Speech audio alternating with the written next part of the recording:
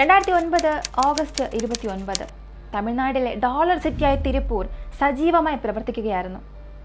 സാധാരണ ആ ഒരു നഗരം എത്രത്തോളം തിരക്കായിരിക്കുമെന്ന് നമുക്കറിയാം. സ്കൂൾ, കോളേജ്, ടെക്സ്റ്റൈൽസ്, ഫാക്ടറികൾ, ഇങ്ങനെ വളരെ തിരക്കുള്ള ഒരു നഗരമായിരുന്നു അത്. എന്നാൽ അന്നൊരു ഞായറാഴ്ച ആയതുകൊണ്ട് സ്കൂളും കോളേജും ഒന്നും തന്നെ ഇല്ല. ധാരാളം കമ്പനിയും ഫാക്ടറികളും അവധിയാണ്. എങ്കിലും ആ ഒരു നഗരത്തിൽ അസാധാരണമായ തിരക്കുണ്ടായിരുന്നു. സാധാരണഗതിയിൽ തിരുപ്പൂരിൽ ദക്ഷിണേന്ത്യക്കാരെക്കാളും ഉത്തരേന്ത്യക്കാരാണ് കൂടുതലായും കാണാറുള്ളത്. എന്നാൽ അന്ന് തിരിയുന്ന സ്ഥലമെല്ലാം തമിഴർ മാത്രമായിരുന്നു. കാരണം തമിഴ്നാടിന്റെ മുഖ്യമന്ത്രി, ഇന്നത്തെ മുഖ്യമന്ത്രിയുമായ ശ്രീ സ്റ്റാലിൻ തിരുപ്പൂരിലെ ഒരു ചടങ്ങിന് പങ്കെടുക്കാൻ വന്നു. തിരുപ്പൂരിൽ മാത്രമല്ല, അവിടേക്കുള്ള എല്ലാ വഴികളും ഒരു ഉത്സവ സീസൺ പോലെയായിരുന്നു. തിരക്ക് നിയന്ത്രിക്കാൻ വൻ പോലീസ് സേനയെയും സ്ത്രീകളുടെ തിരക്ക് നിയന്ത്രിക്കാൻ ലേഡി പോലീസും ഉണ്ടായിരുന്നു. ഈ ഒരു ചടങ്ങിന് ശേഷം എല്ലാവരും പിരിഞ്ഞു പോകാനും തുടങ്ങി.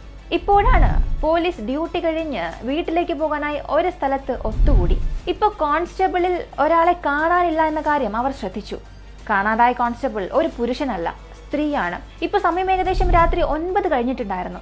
എല്ലാവരുടെയും മനസ്സിൽ ചെറിയൊരു ഭയം വന്നു തുടങ്ങി. അവർ ആ വനിതാ കോൺസ്റ്റബിളുടെ കൂടെ ജോലി ചെയ്ത മറ്റു പോലീസുകാരോട് ചോദിച്ചു. അവർ പറഞ്ഞത് ജോലി കഴിഞ്ഞ് ബന്ധുവീട്ടിലേക്ക് പോകുമെന്ന് അവർ പറഞ്ഞിരുന്നുവെന്ന്. ഉടൻ തന്നെ ആ ലേഡി കോൺസ്റ്റബിളെ ഫോൺ ചെയ്ത് നോക്കി. യാതൊരു പ്രതികരണവും ഉണ്ടായില്ല. അതിനുശേഷം അവർ പോകും എന്ന് പറഞ്ഞിരുന്ന ബന്ധുവിന്റെ വീട്ടിൽ അന്വേഷിച്ചു. എന്നാൽ അവർ അവിടെയും പോയിട്ടില്ല എന്ന് മനസ്സിലായി. ജനങ്ങളുടെ സംരക്ഷണത്തിന് വന്ന ഒരു ലേഡി പോലീസിന് തന്നെ സുരക്ഷയില്ല. അവരെ കാണാതായത് പോലീസ് ഡിപ്പാർട്ട്മെന്റിന് തന്നെ ഒരു കോളിളക്കം സൃഷ്ടിച്ചു. ഉടനെ അന്വേഷണം ആരംഭിച്ചു. അവരെ തിരയാനും തുടങ്ങി. പക്ഷെ ഒരു ചെറിയ സൂചന പോലും ലഭിച്ചില്ല. ലേഡി കോൺസ്റ്റബിളിനെ തിരഞ്ഞ മറ്റു പോലീസുകാർക്ക് അറിയില്ലായിരുന്നു ഇതൊരു തുടക്കം മാത്രമാണെന്ന്. കാരണം പോലീസ് കൊലയാളിയെ കണ്ടെത്തിയപ്പോൾ അവൻ പറയാൻ പോകുന്ന കാര്യങ്ങൾ ദക്ഷിണേന്ത്യയെ മുഴുവനും ഇളക്കി മറിക്കാൻ പോവുകയാണെന്ന് അപ്പോൾ അവർക്കറിയില്ലായിരുന്നു. സാധാരണ സീരിയൽ കില്ലേഴ്സ് എന്ന് കേൾക്കുമ്പോൾ നമ്മൾ വിദേശ രാജ്യങ്ങളെ കുറിച്ചായിരിക്കും ചിന്തിക്കുക. ഇന്ത്യയിലോ കേരളത്തോ സീരിയൽ കില്ലേഴ്സ് ഉണ്ടാകില്ല എന്നാണ് നമ്മൾ കരുതുന്നത്.